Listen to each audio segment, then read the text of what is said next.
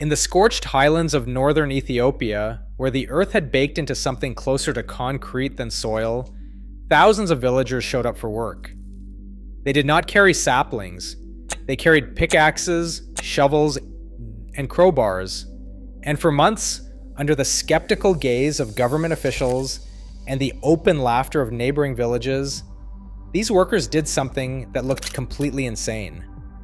They dug holes, millions of them. They excavated more than 20,000 deep trenches. They stacked 38,000 earthen walls. They built 439 kilometers of stone barriers, about the distance from London to Paris, all by hand. To anyone watching, this was not reforestation. This was an open-air mining operation. This was preparation for trench warfare. The local engineers had seen tree planting campaigns come and go for decades. International organizations would arrive with nursery seedlings, plant them in neat rows, take photos for their annual reports, and leave. Within months, 90% of those trees would be dead. The soil was too hard. The rain ran off like water on glass. The goats ate whatever survived, plant and pray and fail. So when these villagers started hacking trenches into rock-hard ground instead of planting trees, the skepticism was predictable. Why dig graves for water that never comes? Why move millions of tons of rock in a landscape where nothing grows? But the people digging those holes knew something the engineers had missed. They knew the forest was not actually dead, it was hiding underground. And they knew that before they could bring it back, they had to plant something else entirely. They had to plant the rain first. Across the northern highlands, tree planting campaigns arrived with banners, trucks, and hope. They left behind a graveyard of sticks. In the years leading up to the Great Excavation, government records and donor reports told a story that nobody wanted to read. More than 90% of planted seedlings died within a single season. The numbers were staggering. In 2019, Ethiopia's Green Legacy campaign claimed to set more than 350 million seedlings into the ground in a single day. By the end of the year, field surveys in Tigray and Amhara showed that 9 out of 10 had vanished, withered, washed away, or eaten to the roots. The pattern repeated itself across every well-funded initiative. The World Bank's Climate Smart Agriculture project, with its 2 million distributed seedlings, yielded the same result: barren slopes, a handful of survivors, and disappointment measured in hectares. Monitoring teams from the Ministry of Agriculture logged sites where mortality topped 95%. In the worst zones, the soil was so hard that less than 5% of seedlings even emerged from their nursery holes. Rainfall, when it came, skidded off the surface in sheets, carving gullies and dragging the weakest saplings along with it. Goats roamed freely, devouring anything green before roots could anchor. International donors, faced with these numbers, questioned the logic of pouring more money into the same approach. Why keep planting trees that would never become a forest? Why repeat a ritual of hope and loss year after year when the data screamed failure? The answer for most was to double down, send more seedlings, try new species, pray for rain. But for the people who lived on that land, the lesson was different. They saw the futility, they saw the waste, and they began to imagine something radically new. If the trees kept dying, maybe the problem wasn't with the trees at all. Villagers trudged across slopes that looked baked solid, the ground beneath their feet as unyielding as old brick. Each rainy season, the same story played out. Clouds gathered, rain hammered the hills, and water rushed away in torrents, carving scars down the mountainside. The soil, crusted and dense, refused to let a drop sink in. In the Degua-Tembien watershed, researchers measured infiltration rates as low as 2 millimeters per hour, barely enough to dampen the dust, let alone nourish a sapling. Surface crusts ran 3 to 5 centimeters thick, their hardness confirmed by soil cores showing bulk densities up to 1.7 grams per cubic centimeter. When storms hit, more than 60% of the water simply ran off, sweeping away seedlings before they had any chance to root. For years, the answer from outside experts was always the same: plant more trees, try new species, hope for rain. But to the people living here, the evidence was everywhere. Seedlings shriveled, roots never took hold, and goats picked off whatever scraps remained. The hillsides weren't just dry, they were sealed shut. Rainfall, when it arrived, acted less like a blessing and more like a thief, stealing away any hope of new growth. It wasn't just bad luck. Centuries of grazing, fire, and failed plantings had left a biological crust so tough that even the best-funded campaigns stood no chance. The pattern was brutal. 90% of seedlings perished year after year. The problem wasn't the choice of tree or the timing of the rains. The land itself had become a barrier, a surface so resistant that roots could not penetrate, and water vanished before it could do any good. So the villagers asked a different question.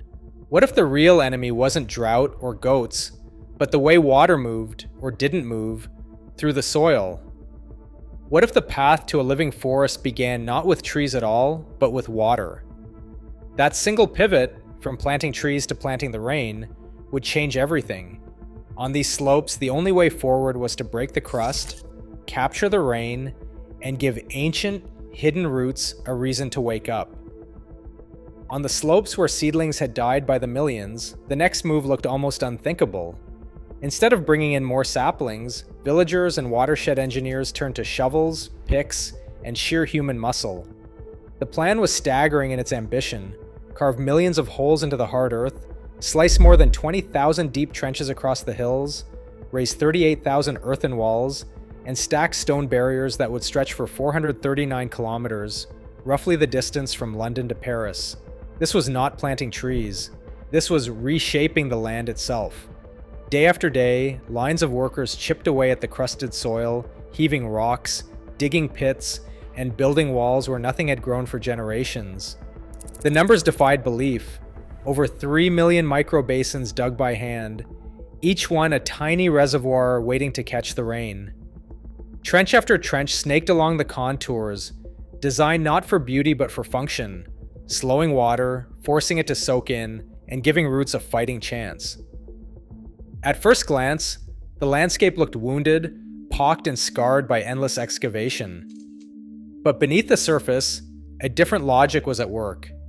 Each pit, each barrier, was a calculated strike against the old enemy: runoff.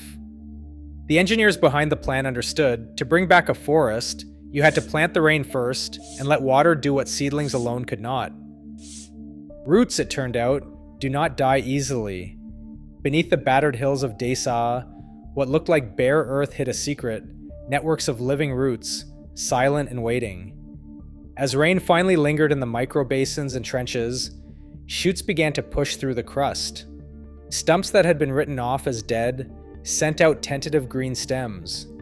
The forest was not being replanted, it was waking up from underneath. But fragile shoots alone were not enough. In these villages, survival depended on more than water. Councils gathered under acacia shade, drafting bylaws that banned grazing inside the restoration zones. No goat or cow could wander among the new growth.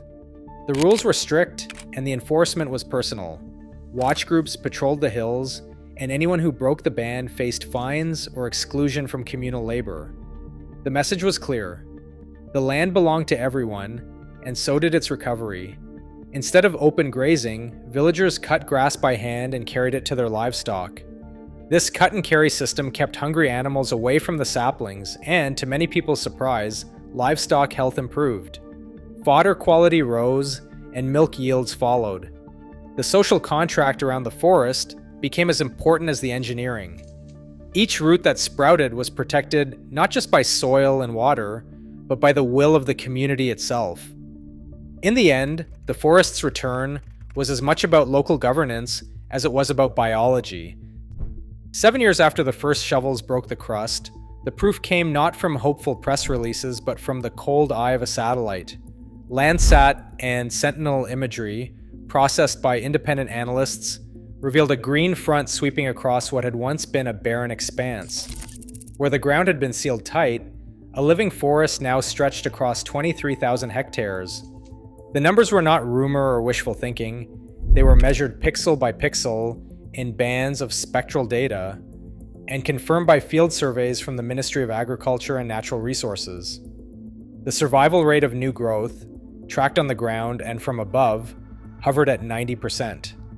Soil moisture readings climbed, not by a trickle, but by double digits, as rain lingered in the millions of hand-dug basins and seeped into deep trenches. The change was visible in every direction. Gullies once carved by runoff, now stitched with green, stone barriers holding back the flood, earthen walls tracing the contours of life returning. For the villagers who had spent years under the weight of doubt, the data carried a silent vindication. The world had expected another failed experiment. Instead, the land itself delivered the answer. The skeptics fell quiet. The forest was not a promise, it was a fact, rooted in the logic of water, labor, and a refusal to give up on the possible. Across 23,000 hectares, where 90% of seedlings once died, a living forest now stands, rooted not in hope, but in millions of holes, trenches, and stone walls. The world chases quick fixes. Here, planting rain rewrote the rules. What else are we missing simply because it looks impossible?